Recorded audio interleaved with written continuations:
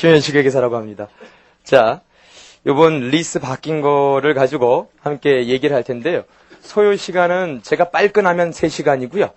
제가 그냥 침착하면 1시간 반이다. 여기. 그래서 저를 좀 흥분하게 만들어주시면 잘할 수 있을 거예요. 그러니까 강의라는 게 늘 그렇지 않습니까?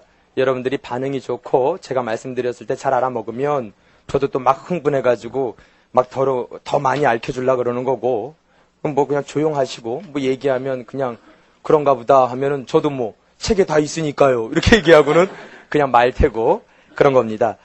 요번 요 개정, 리스 개정에 있어서 포인트가 되는 건요. 말이 일단 용어가 많이 바뀌었다는 겁니다. 그래가지고 예전에 리스를 무난하게 공부하셨던 분이라면 일단 포인트를 두어야 될 게 그런 말들이 어떻게 용어가 바뀌었는가를 정확하게 알아야 되겠어요. 그리고 이제 말로 된 게 아마 제 생각인데 두 번째, 요번에는 말로 된 리스 문제도 조금 나올 수 있을 거다 이거죠. 그래서 제가 짚어드리는 것을 정확하게 말로도 또 알고 계셔야 되겠다라는 두 가지입니다. 첫 번째, 용어가 바뀐 것을 정확하게 정리하자. 두 번째는 계산 문제도 중요하지만 말로 된 문제를 여러분들이 정확하게 알 수 있어야 된다 이거예요. 예, 그렇게 하면 될 것 같습니다. 그러면 원래 저희 리스가 말이에요. 학생들이 소홀히 다루는 과목이죠. 그러니까 여러분들은 개정됐다고 그렇게 크게 믿지는 게 아니에요. 원래 몰랐던 거 오늘 제대로 알면 되는 거죠.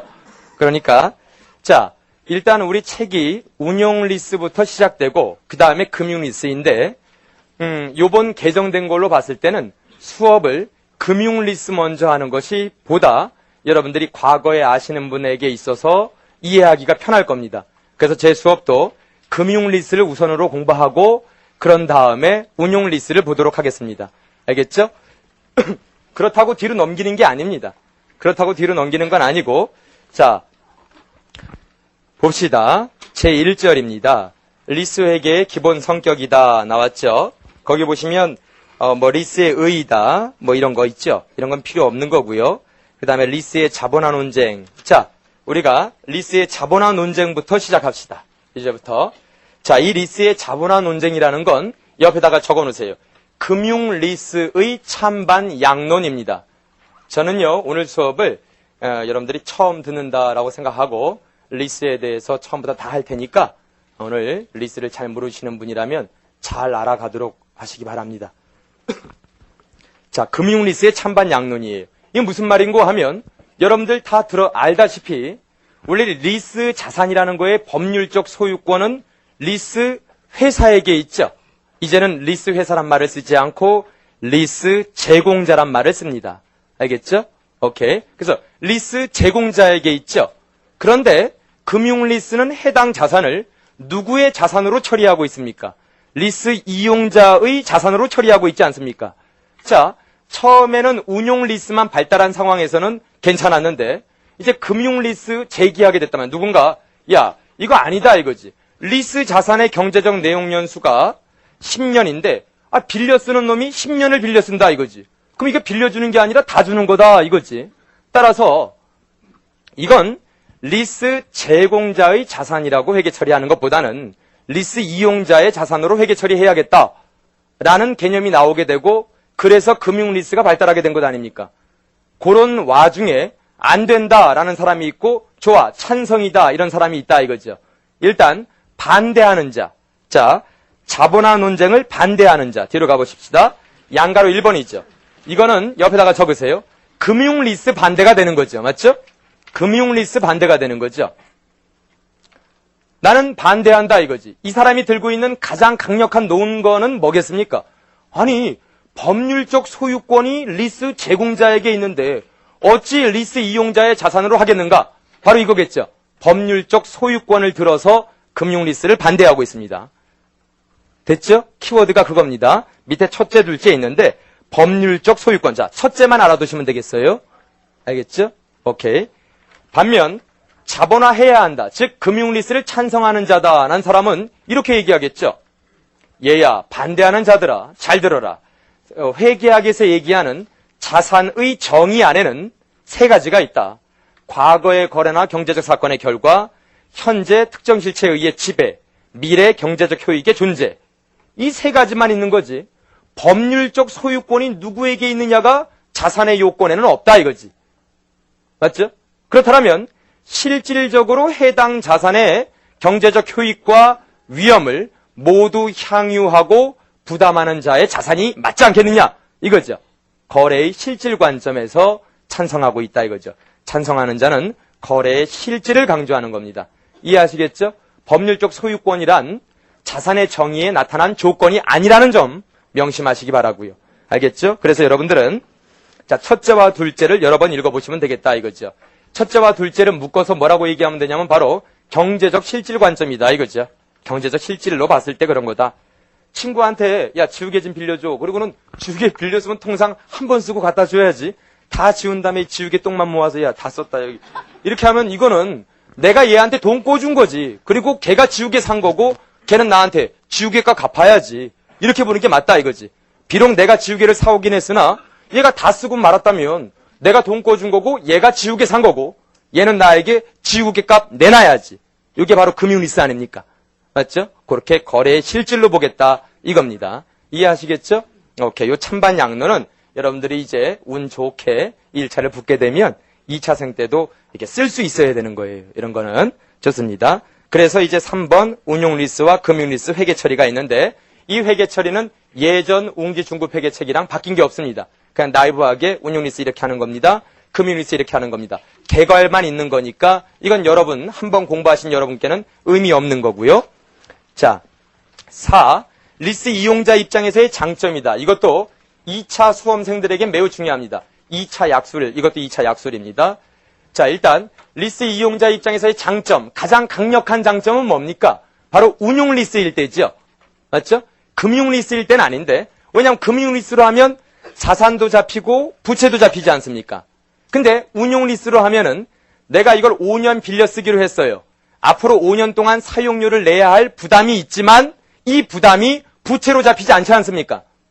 그래서 이걸 전문적으로 부외금융을 활용할 수 있다. 즉 부채가 있음에도 실질적으로는 5년 동안 사용료를 내야 하는 부담이 있음에도 그 부담이 장부에 계상되지 않는다. 이런 말들은 기본으로 알아두셔야 될 말이죠. 그래서 부외금융이다. 3번에 있네요. 오프 더 밸런스 시트 파이낸싱이다. 내가 영어만 하면 웃죠? 아주 스페링에 충실한 발음이다. 이렇게 생각하시면 되겠고요. 그래서 3번 요 정도는 잘 알아두셔야 되겠고 나머지는 여러분들이 읽어보시면 안다. 두 번째 얘기 이런 것도 상식선에서 해결할 수 있죠. 내가 사지 않고 빌렸으니까 해당 자산의 진부와 위험에서 벗어날 수 있는 거죠. 나는 노트북 맨날 새 거 쓸 수 있지. 여러분들이 회계사가 되시면 3일 회계법인에서는 정말 이 노트북을 리스해서 씁니다. 여러분 이제 선배들 후배가 먼저 회계법인 가 있다면 좀 화나고요. 여러분 선배들 회계법인 가 있으신 분 보면 노트북이 매년 바뀌어요. 저도 3일에 있을 때 그랬고요. 어떻게 하는 거냐면 3일 회계법인 입장에서는 늘상 새 물건을 매년 1년씩 리스해요. 그러니까 우리 3일 회계법인의 회계사들은 늘 제일 좋은 센스 컴퓨터를 쓴단 말이죠. 그러니까 이걸 모르는 클라이언트들은 야 회계사들 돈 많이 버는 거지. 저 자식들은 매년 노트북 바꾼다 이러죠. 남의 속도 모르고 그런 거다 이거죠. 이렇게 해당 자산이 꾸겨지는 위험, 진부와 위험에서 벗어날 수 있다. 둘째죠. 맞죠? 이렇게 상식선에서 해결할 수 있습니다. 하지만 1, 2, 3번 중에 개인적으로 회계학적으로 가장 중요한 건 3번이에요. 알겠죠? 그것 좀 알아두시고요. 자, 이제 2절 봅시다. 용어의 정의 및 리스의 분류다 있는데 자, 리스 실행일이야. 리스가 시작되는 날이니까 어렵지 않고요. 자, 2번 봐보자. 리스 기간입니다. 자, 요거 중요 표시해 놓고요. 자, 요거 한 대여섯 줄 되는데 한 번만 읽어봐 주세요. 그리고 저랑 얘기 좀 합시다. 요것도 시험으로 나올 만하죠.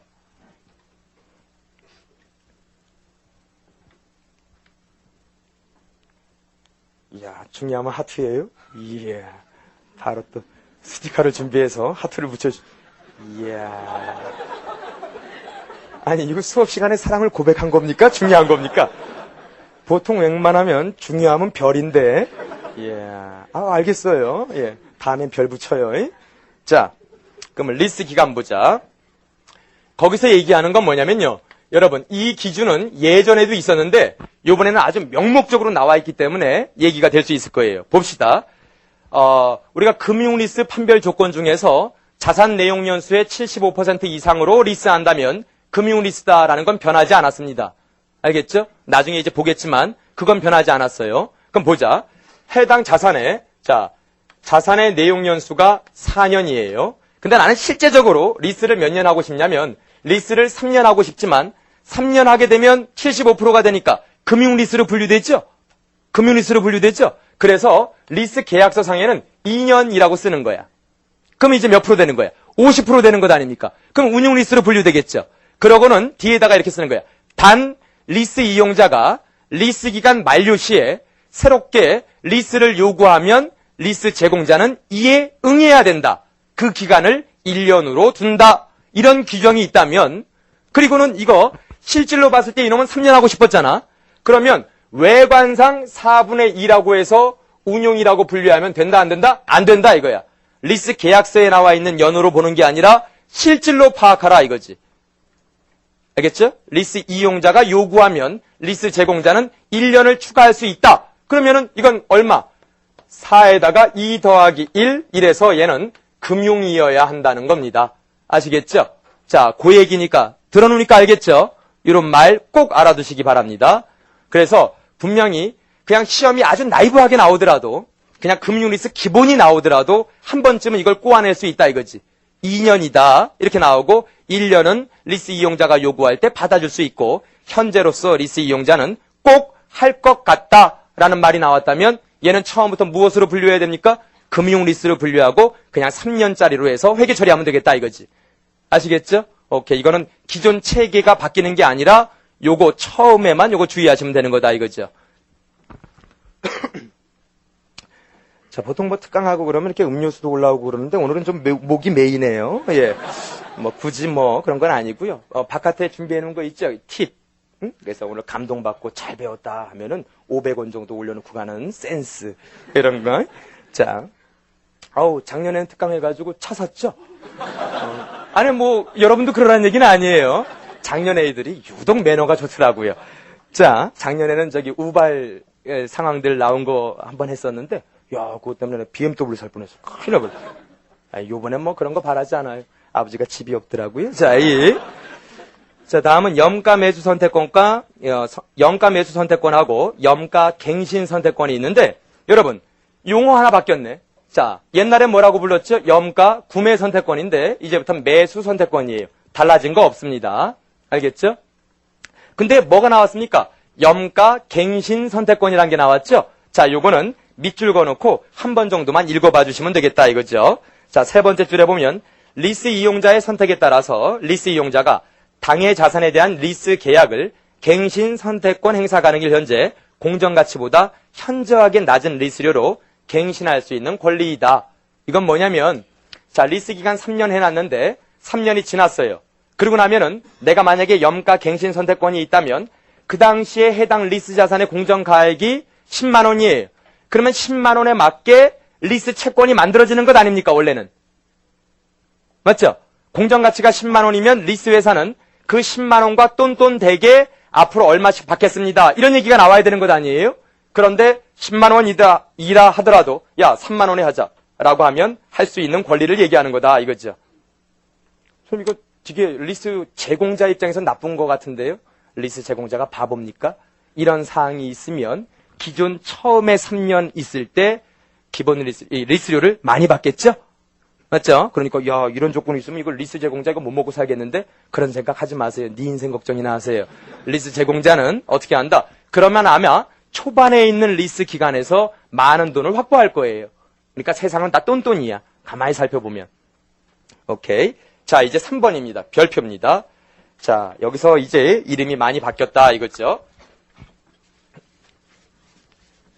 자, 우리가 예전에 불렀던 게 뭐가 있냐면 바로 기본 리스료라고 했습니다. 우리는 예전에 기본 리스료고 여기에 들어가는 게 4가지가 있다고 말씀드린 적이 있어요. 자, 처음에가 뭐냐면 그냥 적지 않으셔도 됩니다. 지금은 정기 리스료가 있고요.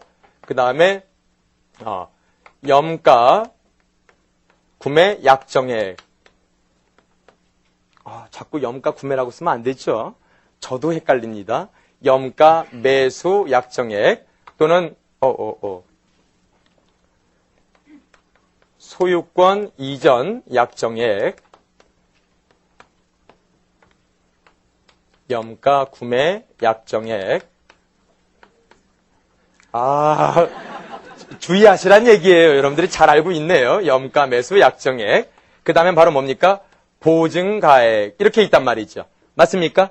자, 이렇게 있었잖아요. 그리고 제가 강조했던 게 있는데 이게 다 금융리스에서 나오는 거고요. 어떻게 되는 거냐면 요렇게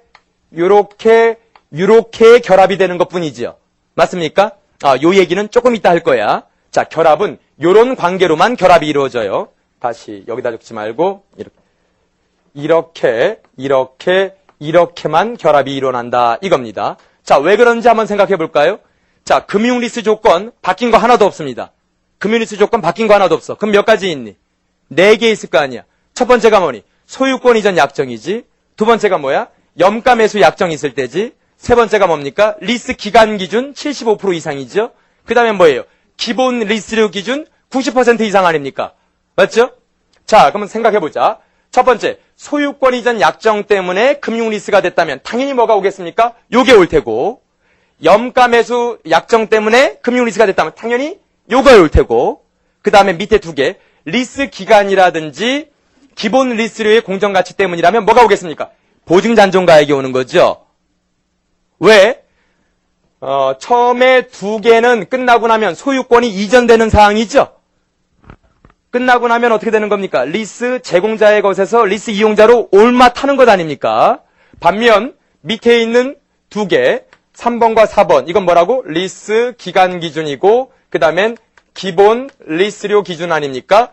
이 2개는 끝나고 나면 다시 어떻게 해야 되는 거죠? 여러분이 저한테 물건을 돌려주어야 하는 거죠. 저 리스 제공자, 여러분 리스 이용자. 돌려주어야 할 것 아닙니까? 그러면 제 입장에서는 어떻게 얘기해야 돼요? 애껴 써라 얘기해야 될 것 아닙니까? 맞죠? 그게 바로 뭐예요? 보증잔존 가치죠. 어떻게 하라는 얘기입니까? 끝났을 때 험하게 서서 빵원 만들어 오지 말고 차 빌려줬더니 개판 쳐서 이상한 차 가져오지 말고 끝났을 때 내가 중고 시장에서 내다 팔았을 때 적어도 10만 원은 보증해라. 이런 얘기들 되는 거 아닙니까? 그게 바로 보증잔존가액이죠.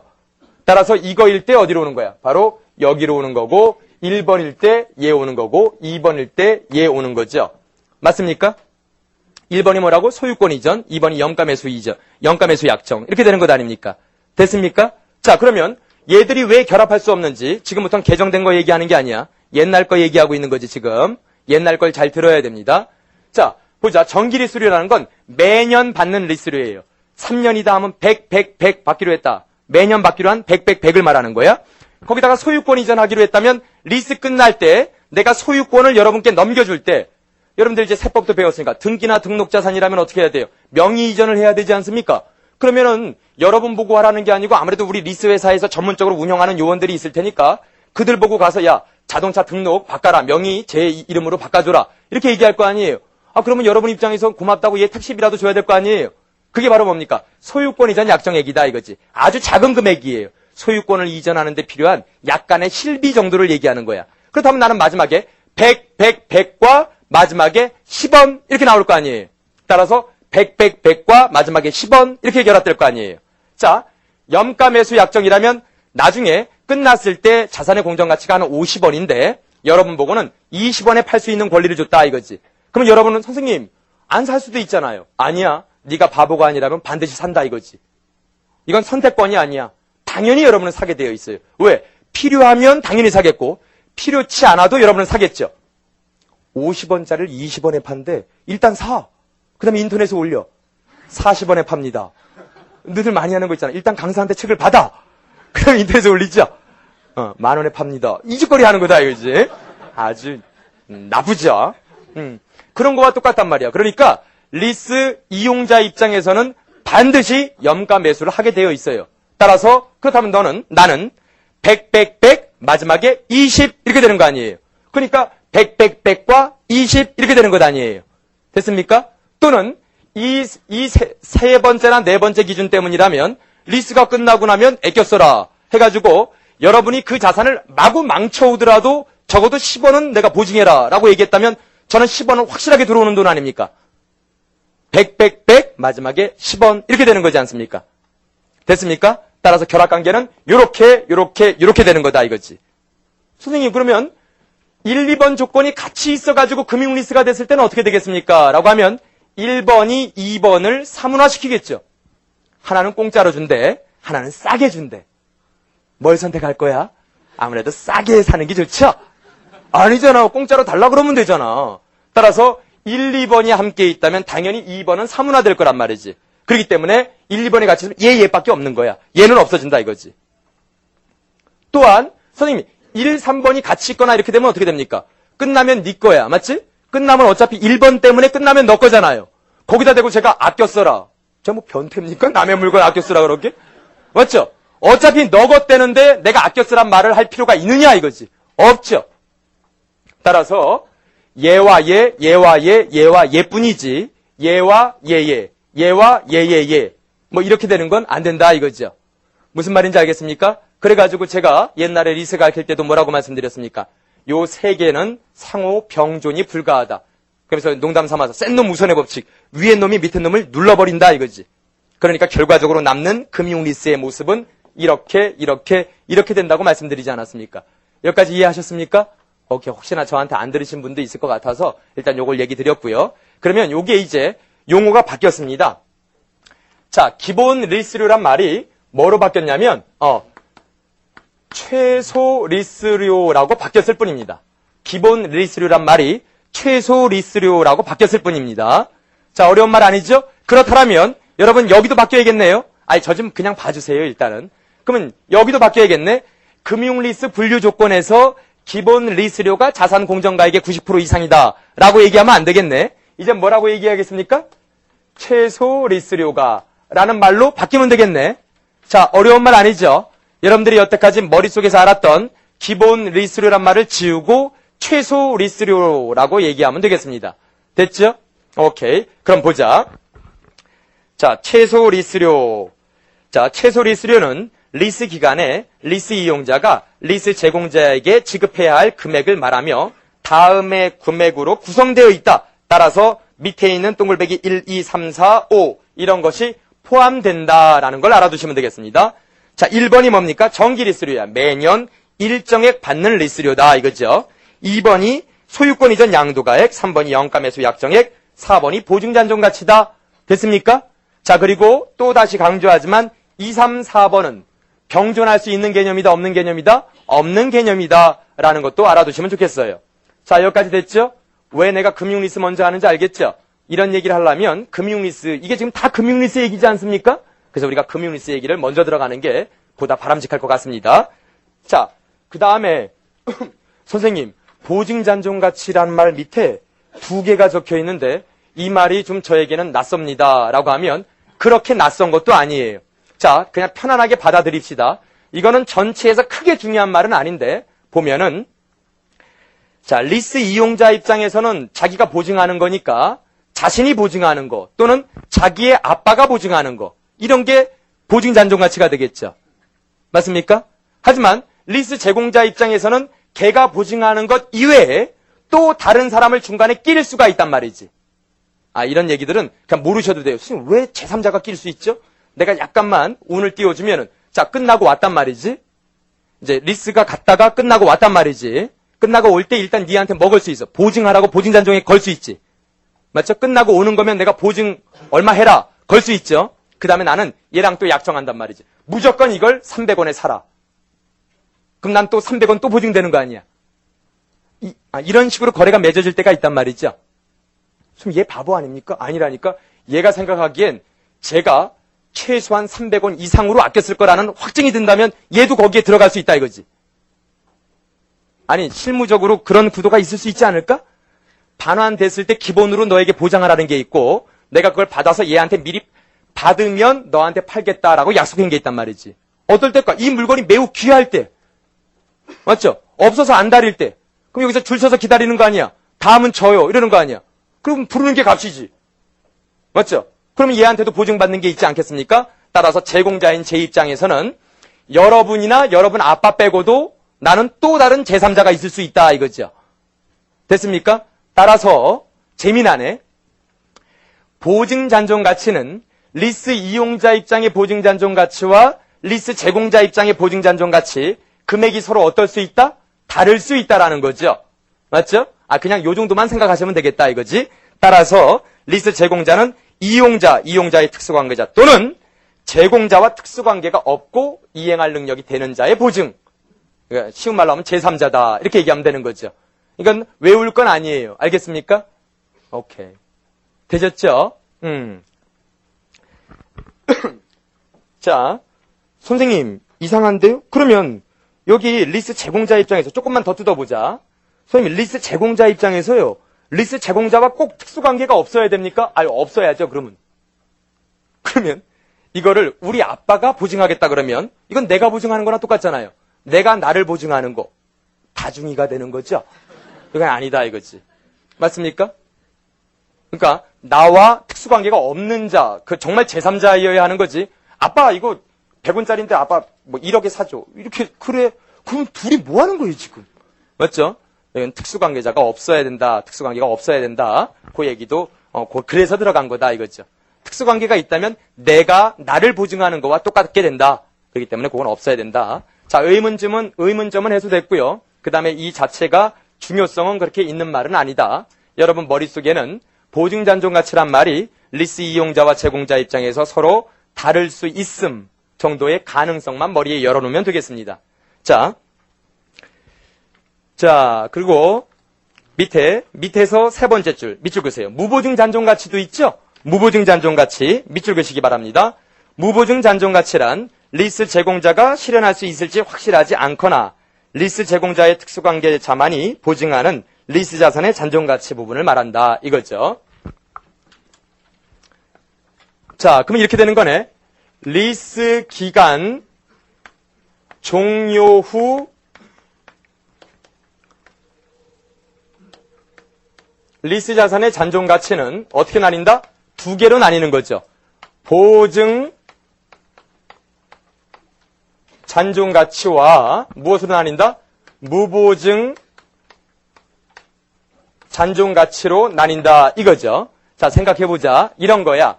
여러분들이 아직 리스 회사의 구도를 잘 몰라서 그럴 수도 있는데, 자, 처음에 여러분들이, 자, 3번이나 4번 때문에 금융 리스가 됐어. 리스 기간 또는 최소 리스료 기준 때문에 금융 리스가 됐어요. 그럼 끝나면 저에게 다시 돌려주셔야 되죠? 그럼 제 입장에선 여러분께 뭐라고 말씀드려야 됩니까? 애껴 써라. 이렇게 말씀드려야 되는 건 아닙니까? 그럼 어떻게 애껴 쓰라고 얘기하냐면, 여러분하고 저하고 같이 손잡고 간다고. 내가 만약에 BMW 745 이거를 여러분께 리스를 해줬다 이거야. 그리고 3년 리스해주기로 했다 이거지. 그러면 둘이 손잡고 중고시장 가서 아저씨 BMW 745 3년 지났을 때 차량 좀 쭉 보여주세요. 이런단 말이지. 이건 거짓말이야. 실제 손잡고 가진 않아. 근데 그렇다고 치자 이거지. 느낌을 리얼하게. 그럼 이제 쭉 본단 말이지. 3년 지났을 때 미래 내 차의 3년 뒤의 모습들 아니야. 맞죠? 그리고는 이제 리스 이용자에게 묻는 거지. 너 이 중에서 얼마만큼 아껴 쓸 수 있냐 이거지. 맞죠? 요 정도다 이거예요. 요 정도. 오케이. 아저씨 요거 지금 얼마 합니까? 했더니 7천만 원이래. 요게 잔존가치가 되는 거지. 좋았어. 너 그러면 네가 정상적으로 쓴다면 리스 기간이 끝나고 났을 때 7천만 원이어야 된다는 거지. 그럼 너 7천만 원 다 보증해라 이거지. 그랬더니 얘가 전 손이 험해서 보통 제가 잘 쓰면 이렇게 쓸 텐데요. 제가 또 험하면 또 한 험함 하거든요. 한 4천만 원 정도까지밖에 보증을 못 하겠어요. 이렇게 얘기할 수도 있다 이거지. 그러면 7천만 원 중에서 리스 이용자가 확실하게 보증한 건 얼마야? 4천. 나머지는 얼마가 되는 거야? 3천이죠. 자, 내 입장에서는 당연히 7천만 원 기대하면 되는 겁니다. 왜? 끝나고 나면 이 정도는 될 거 아니에요. 근데 이놈이 소심해서 보증하겠다고 얘기한 금액이 4천일 뿐이잖아요. 맞죠? 이놈이 그냥 정상적으로 대범하다면 알았어 7천 다 보증할게 이렇게 얘기해도 되는데 아니야 난 그런 심적 부담에서 벗어나고 싶어 4천만 할래 이렇게 얘기할 수도 있잖아요. 이건 양자의 뭐다? 협상일 뿐이지 않습니까? 따라서 내 7천 중에서 그이가 보장하는 게 4천이고 보증되지 않은 게 3천이다. 하지만 제공자인 내 입장에서는 잔존가치는 얼마라고 바라보는 게 타당하다? 7천이죠. 근데 그놈이 소심해서 그 7천 중에서 4천만을 보증한 것뿐이다 이거지. 그러면 여러분 입장에서는 얼마 보증한 거예요? 4천 보증한 거고요. 자, 됐습니까? 선생님, 그래서 무보증 잔존가치는 리스 제공자가 실현할 수 있을지 의문되는 것 여기까지는 맞겠는데요. 그 뒷말 잘 모르겠어요. 리스 제공자의 특수관계자가 보증한 거? 이건 보증한 거 아니라고 얘기했잖아요. 또 다른 내가 보증한 것 아닙니까? 아까 그 위에서 얘기했죠? 보증잔존가치 할 때 말씀드리지 않았습니까? 나와 특수관계가 없는 자가 보증한 것만 보증잔존가치야. 나와 특수관계가 있는 자가 보증하는 건 이거는 저거다 이거야. 다중이다 이거지. 맞죠? 또 다른 내가 보증하는 거니까 이건 보증 없는 거다. 이렇게 보는 게 바람직하죠. 그래서 이건 무보증잔존가치다. 됐습니까? 오케이. 어려운 말 아니었고요. 바뀐 말 여기서는 하나도 없습니다. 기존 체계에서 바뀐 거 없고 단지 보증잔존가치를 이용자와 제공자 입장에서 조금 세분화 시켜놨다는 것만 다른 거지. 기존 체계에서 벗어남은 하나도 없습니다. 맞습니까? 오케이. 다 이런 개념은 들어보시지 않았습니까? 오케이.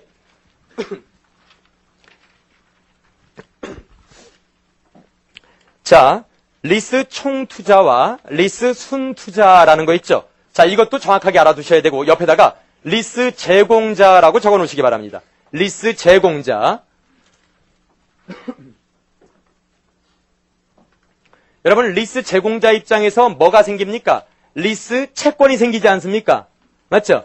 리스 채권에는 뭐가 들어가는 거예요? 여러분께 받는 돈 플러스 뭐까지 들어가는 거야? 보증잔존가치도 들어가고 무보증잔존가치도 들어가잖아요. 맞습니까? 자, 보자. 리스 총투자란 금융리스에서 리스 제공자가 수령하는 최소 리스료와 무보증잔존가치의 단순 합계액을 말하며 이것의 현재 가치를 뭐라고 한다? 리스 순투자라고 한다 이겁니다. 김 선생, 당신 이거 너무 정확하게 만든 거 아니야? 야, 무보증잔존가치는 들어가 있는데 왜 보증잔존가치는 안 들어가 있어? 라고 물으면 너 너무한다 이거지. 어떻게 저번 거랑 똑같이 물어보냐 이거지. 이거 개정이 아주 심오하게 됐구만. 그러면 안 되는 거죠. 최소 리스료라는 것 하에 이미 뭐는 포함되어 있다? 보증가액은, 보증잔존가치는 포함되어 있다 이거 아닙니까? 맞죠? 이건 옛날 리스 배울 때도 많이 말씀드렸던 것 아닙니까? 기본 리스료에다가 뭐 더한 거? 무보증잔존가치. 이렇게 되는 거 아니에요? 옛날 말로 하면. 맞습니까? 오케이. 보증잔존가치는 이미 포함된 개념이야. 자, 이런 용어는 처음 나왔죠. 내가 받을 금액의 명목 금액, 이거를 총투자, 현재 가치를 순투자라고 얘기하고 있다. 중요한 건 아닌데 이런 용어가 새로 생겼다라는 것 알아두시고요. 자, 다음. 자, 6번의 기타에서 5번 해지불능 리스는 여러분이 한번 여러 번 읽어보시면 되겠습니다. 자, 여러분께서 읽어보셔야 될 내용일 것 같고요. 자, 다음 6번의 기타에서 5번 알아두셔야 됩니다. 5번 리스 개설 직접 원가라는 게 있다 이거예요. 자, 리스 개설 직접 원가라는 게 있다. 자, 그러면 리스 개설 직접 원가가 뭔지 조금만 얘기 좀 해보면 리스 하면서 리스 회사가 이렇게 뭐 아무래도 협상이고 그러다 보니까 쉬운 말로 하면 술값. 어디 좀 둘이 만나서 뭐 술도 한잔 하면서 얘기하고 그래야 될 거 아니에요. 맞죠? 그냥 리스 서로 개설하면서 양자의 소요 금액이다 이거지. 리스 이용자 입장에서는 왔다 갔다 택시비 같은 거 들 테고 리스 제공자 입장에서도 얘가 오면은 밥도 좀 사주고 그 다음에 각종 계약서 작성, 계약서 쓸 때 법무사나 변호사 데리고 나와서 써야 될 거 아니에요. 그때 뭐 수입 인지도 좀 붙이고 그럴 거 아니에요. 그런 돈들을 리스 개설 직접 원가라고 얘기하고 있다. 과거에는 이렇게 리스를 처음 할 때 발생하는 비용에 대해서 명목적인 규정이 없었어요. 그러니까 과거에는 이런 걸 그냥 비용으로 처리해버리고 말았단 말이죠. 근데 지금은 안 그래요. 요거 주의하셔야 됩니다. 일단은 묶어놔라 이거죠. 리스 개설 직접 원가로 묶어놔라. 자, 보십시다. 리스의 협상 및 계약에 직접 관련하여 발생하는 증분 원가를 말한다. 까지만 알아두시고 뒤에 다만 있지 않습니까? 자, 이건 그냥 묶으세요. 묶어서 자, 이렇게 적어놓으세요. 판매형 리스. 자, 이거는 조금 이따가 판매형 리스에 가면 그때 얘기할 것이다 이거예요. 미리 적혀는 있으나 이건 판매형 리스에서 이해하셔야 될 것입니다. 아시겠죠? 따라서 무슨 말인지 모르겠으나 리스를 처음에 열면서 발생한 비용이 있다면 일단 회계 처리 어떻게 하는 거냐면 자, 대변의 현금이고 차변의 리스 개설 직접 원가라고 일단은 자산화 시켜놓는 겁니다. 그런 다음에 리스가 시작될 때 얘를 어떻게 처리하는지는 조금 있다가 보면서 얘기합시다. 됐습니까? 오케이. 무슨 말씀인지 알겠죠? 조금 있다가 자세히 볼 거니까 일단 이러한 돈을 묶어 놓는구나 정도만 이해하시기 바랍니다. 자, 이게 바뀌었어요. 자, 그 다음에 3번 내재 이자율 그 다음에 알아두셔야 된다. 그 위에 있죠. 3번은 6번 위에 있을 거야. 자, 그 위에 3번 내재 이자율이 있는데 일단 요 내재 이자율에 대한 얘기는 조금 이따 할 거니까 지금은 내재 이자율 체크만 해놓고 한번 읽어만 봐주실래요? 무슨 말인지 몰라도 좋은데 기억하려고 노력하면서 읽어만 봐주세요.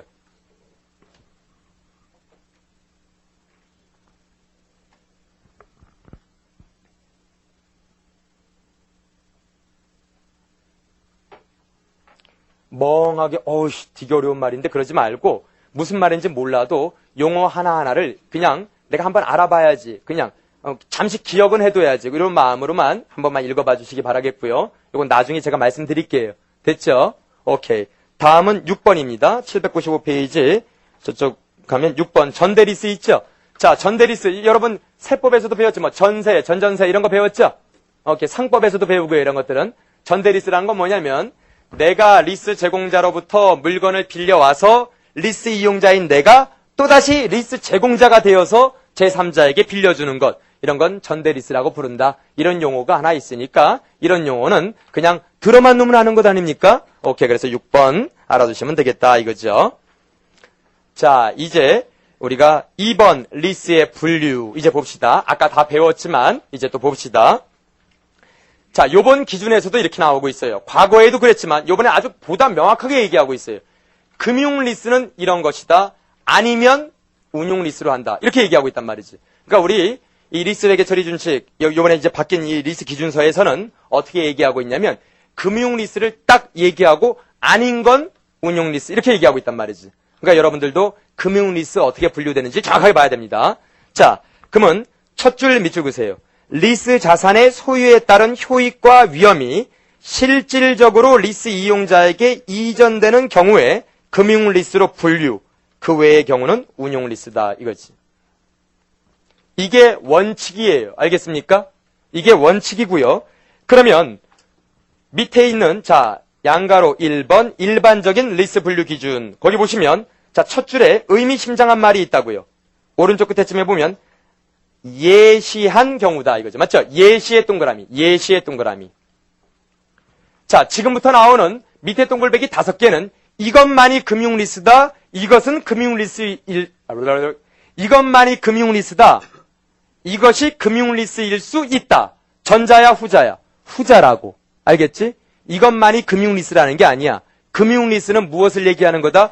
경제적 효익, 그 다음에 위험이 다 리스 이용자에게 넘어가면 금융리스야. 알겠지? 그러한 예로 얘기하는 게 5가지일 뿐 반드시 이 5가지만 금융리스는 아니라는 점 다시 말씀드려서 이 5가지는 예시적인 규정이다 이겁니다. 알겠죠? 이건 꼭 알아두셔야 돼요. 이것만이 금융리스다. 이건 절대 아닙니다. 예전에도 그랬죠? 금융리스는 어떻게 해야 되는 거야? 바로 경제적 위험과 효익 다 넘어가면 금융리스야. 되셨죠? 좋습니다. 자, 그러면 1번서부터 4번 묶으시면 예정과 동일이죠. 동글배기 1번부터 4번. 예정과 동일이죠. 주의 깊게 보셔야 될 건 동글배기 4번이죠. 기본 리스료라고 써있지 않고 뭐라고 적혀 있을까요? 최소 리스료라고 적혀 있겠죠. 자, 이해되십니까? 오케이. 좋아요. 다음 이제 5번이에요. 사실 5번도 추가되긴 했으나 우리 5번 예전부터 제 수업을 들으신 분이라면 강조했지 않습니까? 5번 밑에 뭐라고 적으면 됩니까? 범용성 없는 자산이다. 이건 아닙니까? 맞죠? 너를 위해 만든 리스 물건이다 이거지. 끝나고 나서 다른 사람한테 빌려줄 게 없다고. 그러면 리스 제공자인 내 입장에선 단 하루를 빌려주더라도 너에게 본전 다 뽑을 것 아닙니까? 맞죠? 내 마음속에서는 처음부터 그냥 네 거다라고 생각하겠죠. 끝나고 돌아오는 건 내 입장에선 고물인 거죠. 그냥. 다른 데 재판매가 안 되니까. 재리스가 안 되니까. 맞죠? 그러니까 이것은 오직 이 모든 경제적 효익과 위험 다 너가 짊어지는 거지. 거기에 맞게 제가 아마 리스료도 산정하겠죠. 하루를 빌리더라도 되게 비싸게 빌릴 거다. 그래서 리스 단가 시간에도 막 머리가 40인치에는 아프리카 추장이 있고 맞죠? 왕 취임식이다 하면 이따만 거 걔한테만 왕관 하나 만들었단 말이지. 하루 빌리려고. 그럼 걔 하루 갖다 준 다음에 누구한테 빌려? 다음에 뭐 허리띠에 쳐라 그래? 찔리잖아 그러면. 그거 안 된다. 재미없구나. 예, 다시는 하지 않을게요. 그래서 이거 안 된다 이거지. 그래서 범용성 없는 자산 반드시 그렇게 하라 이렇게 얘기했죠. 자, 그러니까 이것도 있는 얘기입니다. 없는 얘기는 아니다. 맞죠? 오케이. 자, 그 다음에 재밌는 건 새로 나온 게 밑에 3개다 이거지. 자, 밑줄 그세요. 또한 위의 일반적인 리스트 분류 기준에 해당하지 않더라도 다음의 경우 중 하나 또는 그 이상에 해당되면 금융 리스트로 분류될 가능성이 있다. 자, 다른 말씀으로 하면 경제적 효익과 위험이 리스트 이용자에게 이전됐을 수도 있다. 잘 생각해봐라. 이거죠. 맞습니까? 오케이. 이것도 다 예시지요, 예시. 그래서 요거는 여러 번 읽어봐야겠다. 이거죠. 특히 우리 눈에 딱 보이는 거, 3번이죠? 아까, 염가, 갱신 선택권이 있는 경우라고 말씀드리지 않았습니까? 그건 뭐예요? 자산의 공정가치보다도, 리스 기간이 끝났을 때의 자산의 공정가치보다도 현저하게 낮은 금액으로 재리스할 수 있는 권리가 리스 이용자에게 있다면, 이 얘기 아닙니까? 그렇다면 우리가 일반적으로 생각했을 때 리스 기간이 끝나면 이놈이 한 번 더 리스할 것 같지 않겠습니까? 느낌이 그렇잖아요?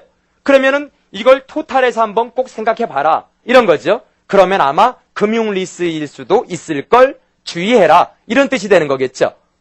자, 1번과 2번은 쉬운 말로 하면 해당 자산의 경제적 효익과 위험을 모두 리스 이용자가 짊어지는 것이 아니냐 이 뜻이죠. 자, 1번도 그렇고요. 끝났을 때 만약 손실이 있다면 그걸 리스 이용자가 보증하고 있다 이거죠.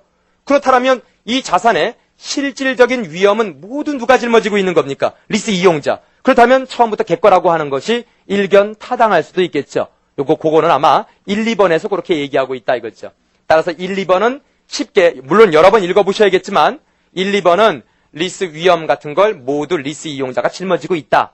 3번은 염가갱신 선택권. 그럼 이 자식은 아마 끝나고도 계속 리스할 것이다. 이런 느낌 가지시면 1, 2, 3번 여러분들이 기억하는 데는 별다른 어려움이 없을 거예요. 맞습니까? 자, 요게 추가된 거니까 요 말도 여러 번 읽어보셔야 될 거다. 이제.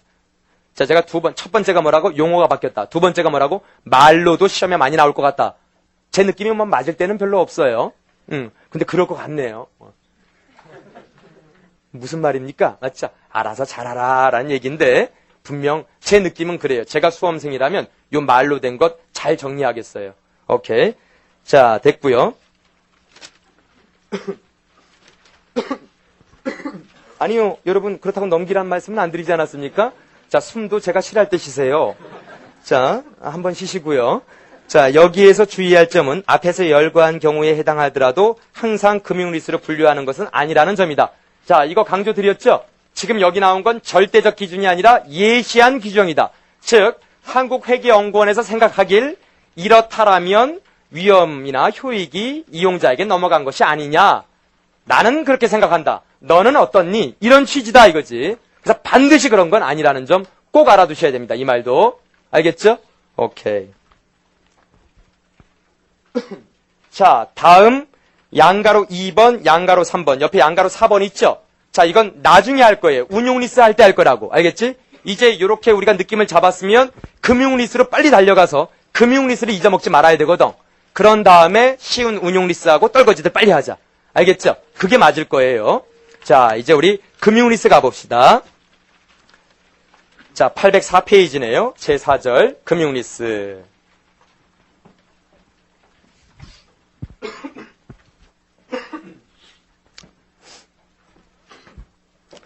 자, 805페이지 보시면 상단에 보면은 까만색 글자로 금융리스 채권이라고 적혀 있고요.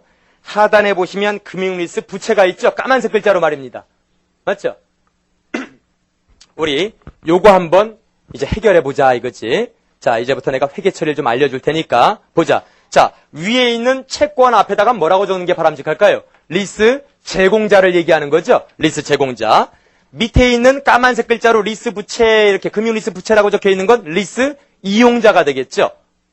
맞습니까? 자, 그렇게 적으신 다음에 우리가 하나씩 한번 회계 처리를 제대로 한번 봐봅시다. 적으려고 노력하지 마시고요. 가급적 제가 한 칸 한 칸 천천히 할 테니까 눈치껏 적으세요. 설명을 잘 듣는 게 늘상 수업 시간에도 얘기하지만 여러분에게 훨씬 유리할 겁니다. 자, 일때 이제 제공자 봐보자. 자, 리스 제공자 입장에서는 이렇게 하겠네. 일단 리스 이용자가 물건 사라고 하면 물건 샀겠죠. 그래서 어떻게 하느냐. 자, 우리가 다 배운 거 아닙니까? 선급 리스 자산 끊기고 그 다음에 현금 끊기겠네요. 맞죠? 그런 다음에 또 뭐도 있을 거냐면 아까 리스 개설 직접 원가 있지 않습니까? 이 리스 하거라 내가 뭐 로비한 비용이나 협상 이런 거 하면서 든 비용들이 있을 것 아닙니까? 이거 모아두어야 한다고 말씀드리지 않았습니까? 그러면 자 여기 이것도 많이 낯설어요. 리스 개설 직접 원가. 개정 과목이 점점 길어지죠? 짜증이 나요. 강사 생각도 좀 해야지. 칠판에 계속 적어야 되는 강사로서는. 자, 리스 개설 직접 원가. 이렇게 되는 거죠. 그리고 리스가 이제 실행된다면, 리스가 실행되면 어떻게 회계 처리가 되겠어요? 이렇게 되겠네. 자, 선급 리스 자산 빠지고, 리스 개설 직접 원가 빠집니다. 그래서 뭐가 되는 거다? 금융리스 채권이 될 거다 이거지. 금융리스 채권이 될 것이다 이겁니다. 됐습니까? 자, 그러면 여기까지만 딱 보면 이 표를 이제 해석할 수가 있게 되는 거다 이거죠. 자, 금융리스 채권은 리스 순투자 이거 조금 이따 보고 자, 리스 자산의 공정가치에 무엇을 더한 거다? 리스 개설 직접 원가를 더한 거다 이거지. 여기까지가 충분히 해결이 되는 거죠. 봐봐요. 자, 샀으니까 이거 공정가치일 거 아니에요? 사자마자 리스하는 걸 테니까. 자, 사서 빠졌으니까 자, 얘는 뭐가 되겠습니까? 얘는 공정가가 될 거고요. 얘는 리스 개설 직접 원가 될 것 아닙니까? 이게 어디로 갑니까? 금융리스 채권으로 가죠. 여기까지는 이해되시겠습니까? 맞죠? 그러면 이제 여기까지 그러니까 첫 줄 이해되셨죠? 선생님 거기서 리스 순투자 그건 조금 이따 얘기하자. 그건 조금 이따 얘기해. 자, 그러면 이제 이렇게 해서 금액이 확보가 되면 저는 요 금액 가지고 자, 내가 이 채권이 생기면 이제 여러분들께 이 돈 쫙 빨아들여야 될 거 아니에요. 벌어야 될 거 아니에요. 맞죠? 자, 여기에 내가 받는 게 뭐가 있나 한번 봐볼까? 첫 번째 뭐가 있습니까? 최소 리스료가 있죠. 자, 최소 리스료 안에는 매년 받는 정기 리스료 또는 염가 구매, 소유권 이전 또는 보증 잔존가액 이런 거 들어가 있죠.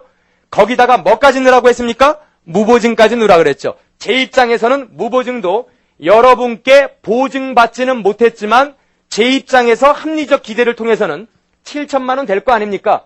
여러분들이 비록 소심하셔서 4천만 원만 보증했지만 제 입장에서는 7천이 당연히 회수될 거죠.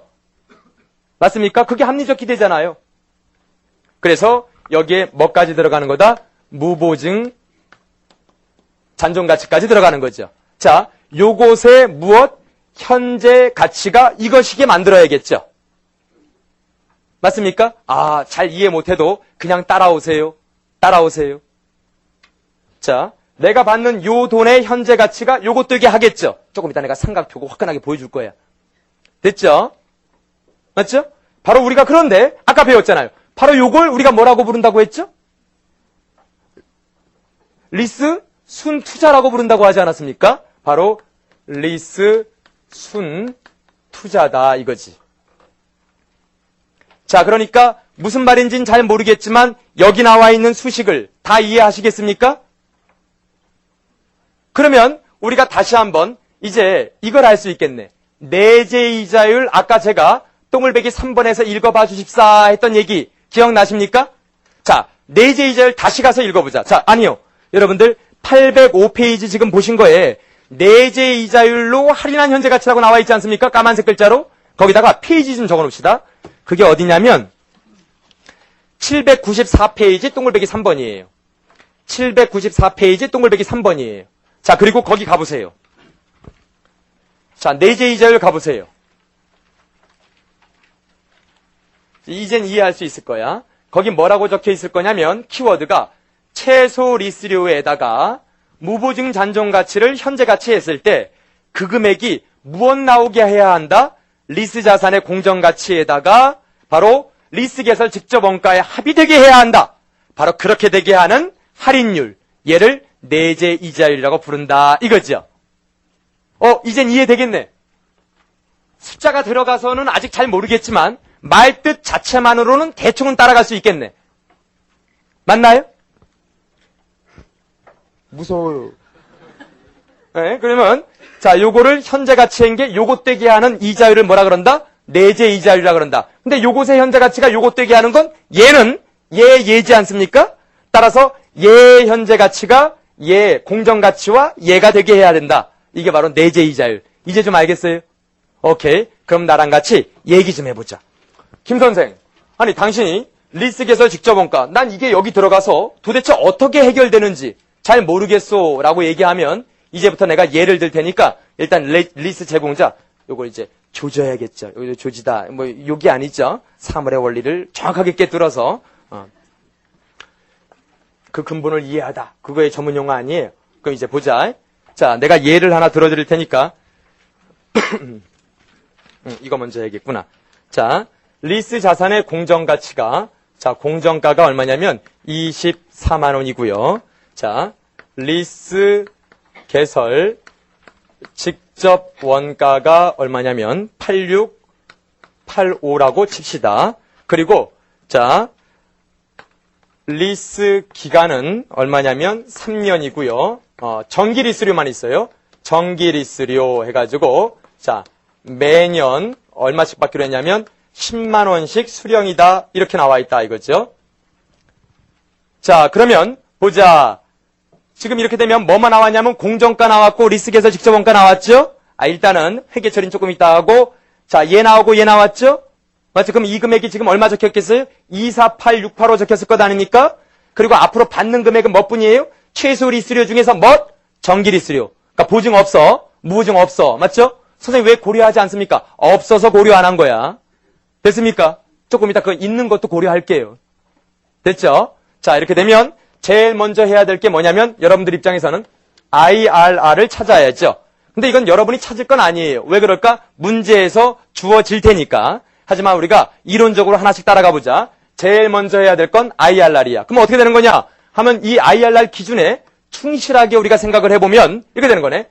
240 빵빵빵 더하기 8685는 자, 1년 뒤에 받는 10만 원 플러스 1 이걸로 나누는 거고 플러스 2년 뒤에 받는 10만 원 1 플러스 R의 제곱. 그다음에 3년 뒤에 받는 10만 원 1 플러스 R의 세제곱. 이렇게 될 것 아닙니까? 그럼 여기서 R은 얼마 나오냐면 R은 10% 나온다 이거예요. 됐습니까? 자, 그러면 이제 두 번째 우리가 알아야 되죠. 바로 뭐 합니까? 현재 가치 계산하면 되는 거죠. 맞죠? 그러면 자, 현재 가치는 어떻게 되는 겁니까? 10만 원 곱하기 어떻게 하는 거다? 3년 이제 10%죠. IRR 찾았으니까 10% 연금 현가가 되는 거죠. 근데 이거는 해봤자죠. 개념상은 이렇게 가는 거지만 이렇게 하면 당연히 이 금액은 얼마이어야 하는 겁니까? 248685죠. 지금 장난하냐? 맞죠? 그것 되게 한 거 아니야. 그거 되게 하는 게 10%니까 그걸로 할인하면 당연히 24868로 나와야 되는 거지. 맞죠? 오케이. 그래서 올해 시험에서는 어떤 게 주의하냐면 내재이자율 10%다 이렇게 주고 나서 그러면 여러분 3년 10% 연금 현가 계수가 문제에 주어져야 되지 않습니까? 그거 주어진다 안 주어진다? 안 주어질 거다 이거지. 그럼 내재이자율이 10%고 그걸 적용했을 때 현재 가치는 반드시 무엇이어야 하는 겁니까? 그 문제 자료에 분명 이건 있을 거야. 공정가치 얼마다, 리스 개설 직접 원가 얼마다. 두 개 합이겠지. 논리적으로 봤을 때 제 생각 따라오시고 계십니까? 연금 현가 요소 이런 거 안 주어질 거야 이제는. 맞지? 그냥 10%다 나오고 그냥 말 거라고. 그러면 너는 당연히 3년 10% 연금 현가 계수가 없어서 혼났습니다. 뭘 혼나? 나한테 혼나야죠. 248685다 이거죠. 자, 이것이겠죠. 여기까지 되셨죠? 자, 그러면 이제 세 번째 우리 뭐 해야 됩니까? 삼각표 그려야죠. 삼각표 그려야겠죠. 맞습니까? 자, 리스의 삼각표는 여러분들 다 알고 계실 테니까 한번 가보자. 자, 시점, 회수액은 이자 플러스 원금은 이제 나중에 잔액 이렇게 되는 것 아닙니까? 0, 1, 2, 3. 자, 0, 1, 2, 3. 이자율 10%죠. 자, 여기 얼마입니까? 248685죠. 자, 매년 얼마씩 받는다? 10만 원 받죠. 그럼 이자 얼마입니까? 24869. 그러면 이거 얼마입니까? 75131. 그럼 여기 얼마 됩니까? 173554. 그럼 다시 10만 원이면 얼마 되는 거죠? 17354. 그러면 82645 90909 10만원은 9091 90909 그래서 0 되는 것 아닙니까? 이 정도는 다 암산하실 수 있죠? 어이, 큰일 났네. 내년부터 시험제도 바뀌잖아. 계산기 못 들어글고 가는 거를. 어? 암산. 자, 옆에 부기학원 있으니까 많은 내용 바랄게. 자, 이렇게 되는 거 아니에요? 오호, 이제 알았다. 리스 개설 직접 원가가 어떤 형태로 없어지는지 알았다. 야, 난 처음에는 리스 개설 직접 원가가 리스 채권에 포함되는 바람에 이건 뭐 이상해지는 줄 알았더니 그냥 그대로 삼각표 그리니까 아예 0 되더라 이거지. 그러면 나는 회계 처리 어떻게만 하면 되는 겁니까? 자, X 1년 말에 현금 얼마 받고 10만원 받고 여기서 자, 금융 리스 채권 얼마 까야 됩니까? 천년도에는 75131. 그래서 75131. 그러고 나면 뭐가 되는 겁니까? 이자 수익에 얼마가 들어가는 겁니까? 24869. 아, 이거 이상하다. 이거 들어갔다가 리스 개설 직접 원가 들어갔다가 그냥 이 체계 안에서 녹아서 알아서 없어지는가 보구나. 이렇게 되는 거죠. 맞죠? 그냥 알아서 없어지고 있구나. 이렇게 되는 거죠. 이해하시겠어? 그러니까 리스 개설 직접 원가는 리스 채권에 들어간 다음에 그 다음에 별 볼 일 없는 거야. 들어가고 그냥 들어간 다음에 이거 어떻게 되는 거지? 아예 신경 쓰지 말라고. 알아서 이 체계 내에서 그냥 녹아버린다 이거지. 되셨어? 오케이. 그러니까 크게 어려운 거 아니다 이거지. 이해하실 수 있겠죠? 오케이. 그래서 이렇게 3년 딱딱딱 가면 끝나는 거다 이겁니다. 그래서 여기서 이런 거 괜히 선생님 이게 여기에 들어가니까 나 이 리스 채권 이거 어떻게 되는지 모르겠어요. 이 까만색 글자에서도 리스 개설 직접 원가가 자꾸 눈에 거슬려요. 거슬릴 거 없다 이거지. 그것까지 감안한 IRR이기 때문에 그걸로 삼각표를 그리게 되면 마지막은 알아서 0이 되고 리스 개설 직접 원가는 그 흔적도 없이 이자 수익에 감안돼서 없어질 거다 이거지. 되셨습니까? 그러니까 신경 쓸 게 없다고요. 자, 여기까지 이해하시겠죠? 자, 그러면 이번에 하나 더 봐보자. 자, 이번에는 김 선생님 여기 무보증이 있고 뭐 이런 거 좀 있으면 그건 또 어떻게 되는지 나 좀 알려줘. 왜? 가봅시다. 그러면 뭐 굳이 적으셔야겠어요? 지워도 될까요? 예. 하긴 또 근데 굳이 적어야죠. 그러면 또 안 적으면 왠지 공부 안 한 것 같은 우린 변태적 성향을 갖고 있잖아요. 맞죠? 그래서 일단 공부를 하든 안 하든 책은 까매야 마음이 편하죠. 그래서 저는 수험생 때 샤프를 갈아요. 이렇게 해서 좀 뿌려봐요. 새까매요. 가끔 이제 엄마 서울에 올라오신다 그럴 때면 대학 책들 다 하얗잖아요. 그래서 열심히 그냥 책 드르륵 이렇게 하고 많이 그랬죠. 자, 이제 지워볼게요.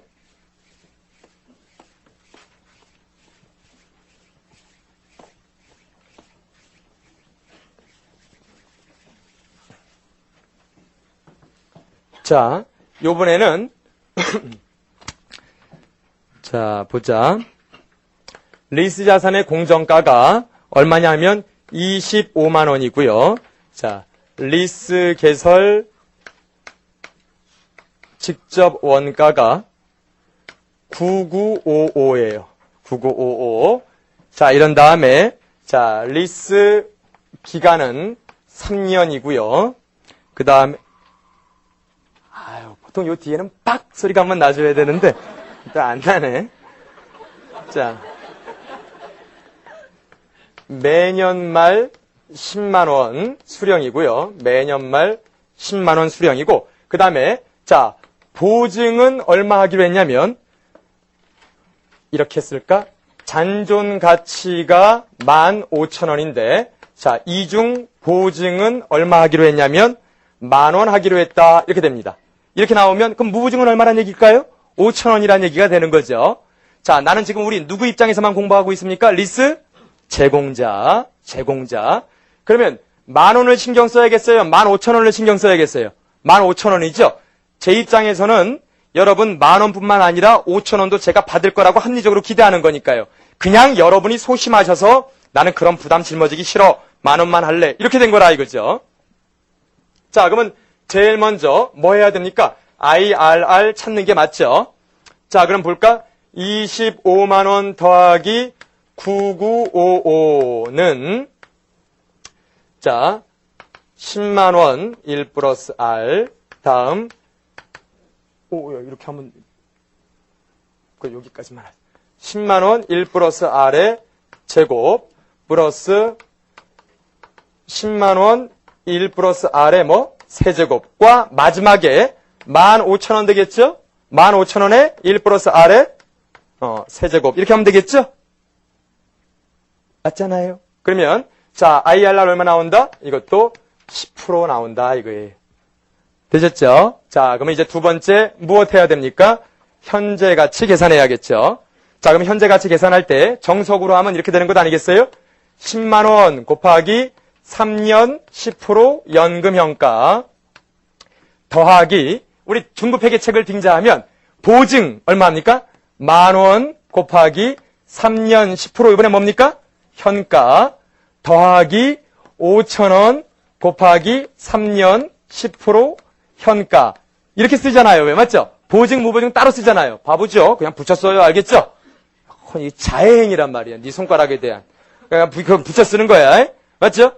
자 이렇게 하면 계단이 많은 걸 알아야 돼요. 3년 10% 연금형가도 아셔야 되고 3년 10% 현가도 알아야 합니다. 하지만 시험에선 이런 게 나온다 안 나온다? 안 나올 거다 이거지. 그냥 이 현재 가치가 당연히 얼마라고 믿으면 되는 겁니까 여러분? 259955가 되는 거죠. 바로 이것이겠죠? 이렇게 영어 한번 쓰면 by definition. 맞죠? 정의상 그런 거 아니에요 지금? 오늘 흥분해서 영어도 썼는데. 자, 이거 259955가 될 거다. 여기까지 되셨죠? 자, 다음. 자, 이제 세 번째 삼각표를 그려야 되는데, 자, 여러분, 하나만 여쭤볼게요. 이거 삼각표 그리면 맨 마지막에 숫자 얼마 남아야 합니까? 리스 제대로 배운 사람이라면 바로 얘기해야지. 맨 마지막 얼마 남아야 됩니까? 그렇지, 영리 아니야. 15,000원 남아야지. 왜 그런 거야? 자, 이 현금이 10, 10, 10, and 15,000원 아니야. 따라서 삼각표를 10, 10, 10 그리면 마지막에 얼마 나와야 돼? 15,000원 딱 남아야지. 그 다음에 이제 그 보증과 무보증 하면서 엮여지는 거 아니야. 그 얘기는 또 뒤에 책에 있겠지. 오늘 리스를 처음 보러 온 사람은 없죠? 혹시 또 회계원리 끝나고 또 한번 듣고 가야지 하고. 아니, 제가 아까 회계원리 수업했거든요. 또 그런 분 없죠? 의욕에 너무 앞섰어요. 안 돼요. 자, 그럼 보자. 시점 회수액은 이자 플러스 원금 잔액이다 이거죠. 0, 1, 2, 3 0, 1, 2, 3 자, 여기 보시면 여기 얼마냐면 이제 259, 955 되겠고요. 이자율 10% 됐죠? 자, 그럼 여기 이제 10만 원이면 자, 여기에 때리면 이제 이건 얼마냐면 25996 그러니까 여기서 여기 빼면 되겠죠? 그럼 이거 얼마 나옵니까? 74 아이고 제대로 또 여러분 적으실 텐데 74004 나옵니다. 그러면 185951 나오고요.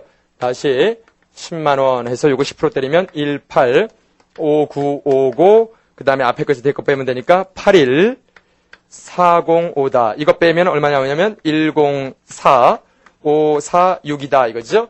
다시 10만 원 하고 요거 10% 때리면 10454 원래는 10455 되는 게 맞을 것 같죠? 단수 차이야 그냥. 자 그러면 89546 마지막에 15,000원 나옵니다. 되셨죠? 그러면은 일단 마지막은 회계 처리 어떻게 하는지 모르셔도 자 아까 1년 말, 2년 말, 3년 말은 어떻게 하는지는 알죠? 여기 이제 현금 10만 원, 채권 얼마? 74004, 이자 수익 얼마? 25996. 두 번째는 현금 10만 원, 채권 얼마? 81405, 이자 수익 18595. 3년째는 또 가겠죠, 그렇게. 자, 그러니까 무보증이 있던 뭐가 있던 삼각표에 문제는 없죠? 그러니까 리스 개설 직접 원가는 알아서 녹여지는 거야, 맞지? 됐습니까? 어떤 게 있더라도 알아서 녹여지는 거니까 너희들은 옛날 알고 있듯이 그대로 하면 되는 거다, 이거지. 오케이, 그래서 마지막에 뭐가 남는다는 걸 명심하셔라. 보증과 무보증의 합계액이 나온다, 이거지. 만약 무보증이 없다면 여기 보증만 나오겠지만 말이에요. 이해하시겠죠? 나는 이제 화끈하게 이제 두 개 다 있는 걸 봤다 이거지. 자, 내가 이걸 그린 이유는 나 삼각표 잘 그려요가 아니라고 지금. 리스 개설 직접 원가는 그 자체를 알 수가 없게 사라져버린다라는 걸 말씀드리고 싶었던 거야. 맞나요?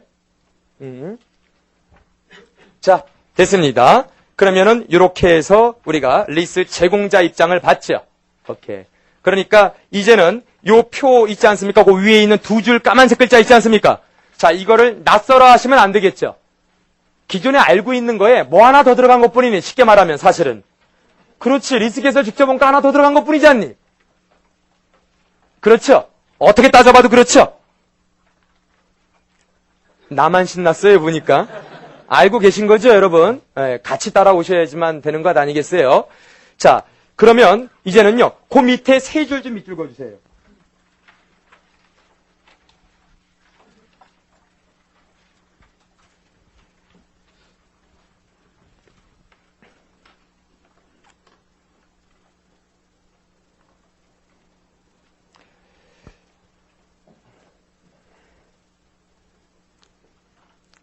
자, 이 밑에 세 줄은 아직 배우지는 않았는데 아셔야 될 내용이에요. 제가 뒤에 갔다가 다시 여기로 올 일이 있을 거예요. 아, 김 선생, 뭐 이렇게 책이 산만해? 밑에 다 적지. 아니, 그럴 수가 없게 됐어요. 기준이 워낙 복잡해지면서 말을 어디에 놓는 게 매끄러운 강의일까를 생각할 수가 없었어요. 그런 건 좀 양해해 주세요. 내가 그 대신 잘 연결해 줄게요. 자, 그럼 그 얘기는 뭐냐면 이 얘기가 되는 거예요. 참, 무슨 말인지 모르겠는데 이렇게 되는 거란 말이지. 자,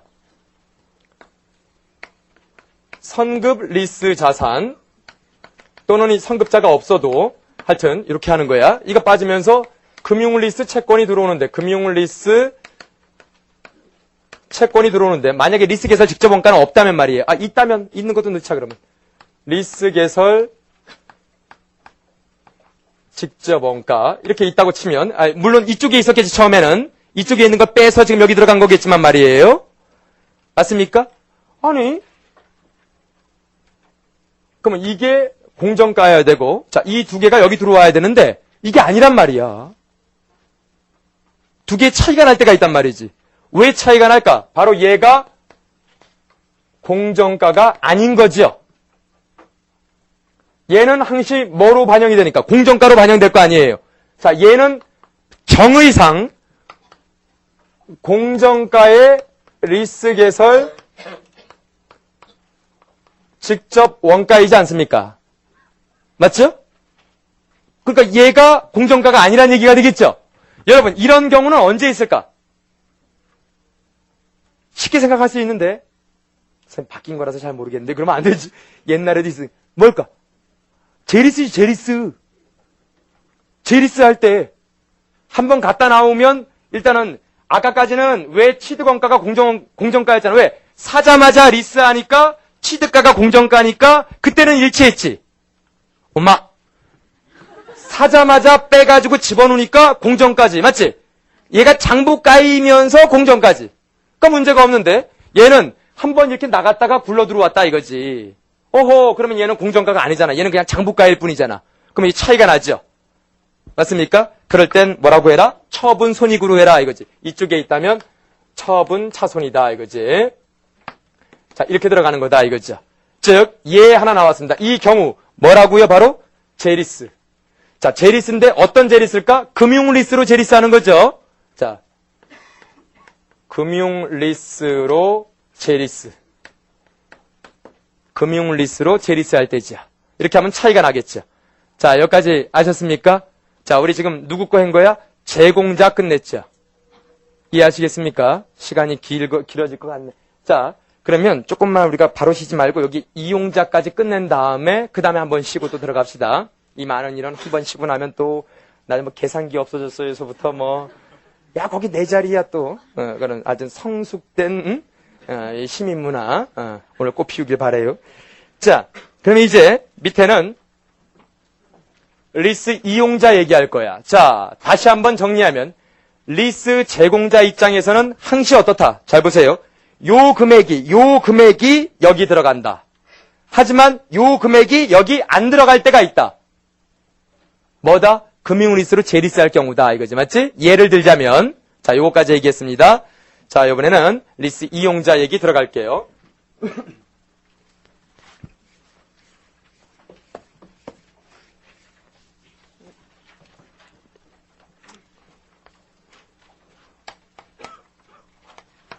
자, 리스 이용자 입장에서는 이렇게 잡히는 것 아닙니까? 자, 리스 이용자도 리스 개설 직접 원가 있을 수 있겠죠? 이용자 입장에서도 제가 술 한번 샀으면 나도 술 한번 사야 될 거 아니야. 그래서 이렇게 비용이 발생할 수가 있잖아. 맞죠? 그럼 회계 처리 어떻게 되느냐 하면은 이렇게 될 거란 말이야. 자, 원래 일반적으로는 이렇게 회계 처리가 되는 거라고. 자, 리스 자산 XX 리스 부채 XX 이렇게 되는 것 아닙니까? 맞죠? 자, 그럴 때 요 금액은 무엇이어야 합니까? 최소 리스료의 뭡니까? 현재 가치여야 하는 거죠. 그러니까 얘는 무엇은 벗어나고 있는 거야? 뭐가 벗어나? 무보증이 벗어나는 거지. 자, 다시 여기 와보자. 자, 얘는 채권에서 여기다가 요곳의 현재 가치잖아. 맞죠? 요거의 현재 가치잖아.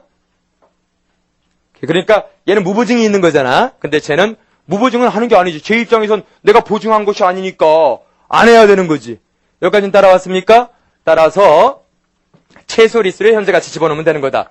여기에다가 하나 더 있다 이거야. 바로 뭐냐면 리스 개설 직접 원가를 빼서 어디에 넣는다? 바로 리스 자산에 넣는다 이겁니다. 알겠죠? 리스 개설 직접 원가 위에 있을 것 아닙니까?